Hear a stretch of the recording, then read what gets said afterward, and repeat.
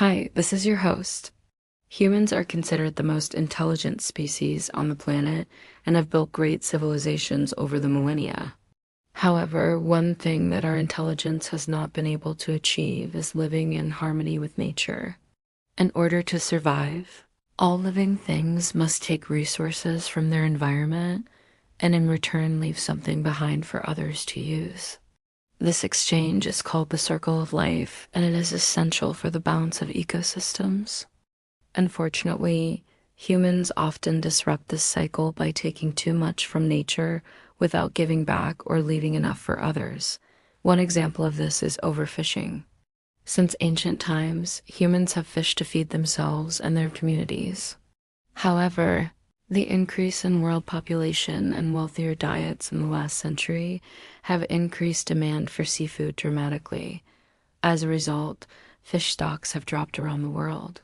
There are some species which have practically disappeared, and many others whose populations are at risk. Overfishing also causes imbalances in the ecosystem. For example, codfish live by eating plankton and small fish. If there are fewer codfish, there may be an increase in the numbers of their prey.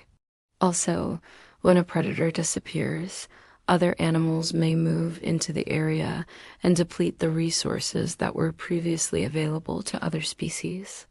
In today's video, we will talk about what overfishing is, why it happens, and its consequences.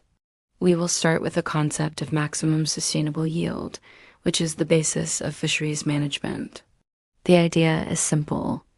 In order to avoid depleting a fish stock, you have to make sure that the amount of fish being caught is less than the total number of breeding individuals and their offspring. In this way, there will always be enough fish for breeding purposes. The maximum sustainable yield is calculated using a formula which takes into account the growth rate of the population and the mortality rate due to fishing and natural causes. There are 3 different methods of fishing. The first is unselective bottom trawling, which consists of dragging a net along the seabed, indiscriminately catching everything in its path. Selective bottom trawling is similar, but only catches certain species. And finally, there is purse seining, which consists of surrounding a school of fish with a net. Each of these methods affects the ecosystem in a different way, but all of them have an impact. Bottom trawling, for example, destroys the habitat of many species on the seabed. When the nets are dragged along the ground, they destroy coral reefs, sponges, and other organisms that live attached to the seafloor. This has led to the formation of a large number of ghost fisheries, areas of the ocean where nothing lives anymore. Selective trawling is supposed to be more environmentally friendly because it only catches the target species, but in reality, there is still a lot of bycatch, which are unwanted species that are caught along with the target species and are usually thrown back into the sea dead or dying. Purse seining is a method that seems to cause the least damage, but it is still very destructive to the species targeted, since it captures a large number of specimens in a single haul. Fishing also generates a lot of waste. Every 3 tons of fish caught generates 1 ton of waste, which includes the remains of the fish that was discarded and the ice used to preserve the catch. This waste ends up in the sea and causes serious problems of marine pollution. The first step towards combating overfishing is knowing the size of the fish stocks. To do so, scientists use a technique known as a virtual population assessment. It consists of simulating the development of a fish stock over time based on different fishing scenarios. By running different models, scientists can estimate how many fish there are in the sea and how many can be caught without endangering the species. Despite being useful, this method is far from perfect and often leads to heated debates. When scientists work for governments, their job is to advise governments on how much fish can be caught. Governments set the quotas for each species and sell licenses to fish. These licenses are then sold to the highest bidder. The problem is that the scientists who work for the government tend to overestimate the abundance of the fish. so that the boats can catch as much as possible and thus generate more revenue for the state. A study published in 2021 found that between 85 and 95% of the fish stocks assessed by scientists working for governments were classified as being in good condition, when in reality they were overfished. If science is often inaccurate and governments want to maximize profits, it is easy to understand why overfishing is happening. The truth is that if fishermen catch fewer fish, they will earn less money and possibly go bankrupt. Many companies that own fishing boats and process the fish they catch have shareholders to whom they must provide profits. In addition, millions of people around the world depend directly on fish for their diet. Seafood is a very important source of protein for the world's poorest people. In countries like Peru, for example, fish provides more than 30 grams of protein per person per day, which is equivalent to more than 14 chicken eggs.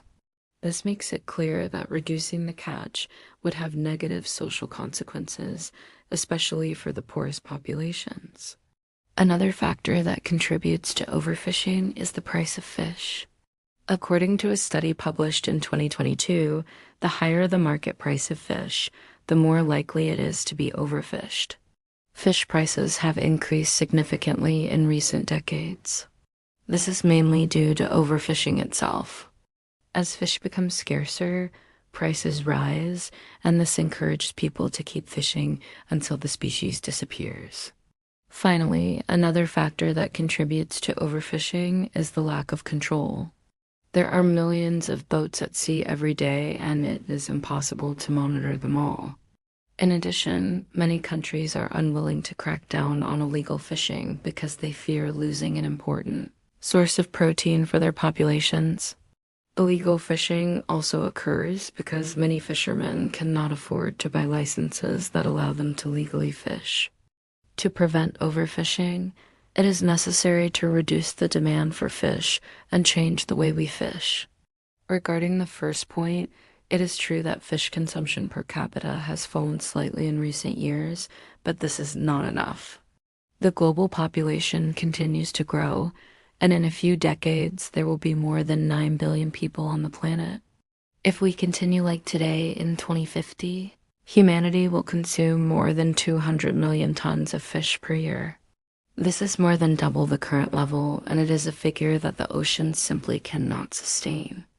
Many organizations are already promoting a reduction in fish consumption, such as the World Wildlife Fund.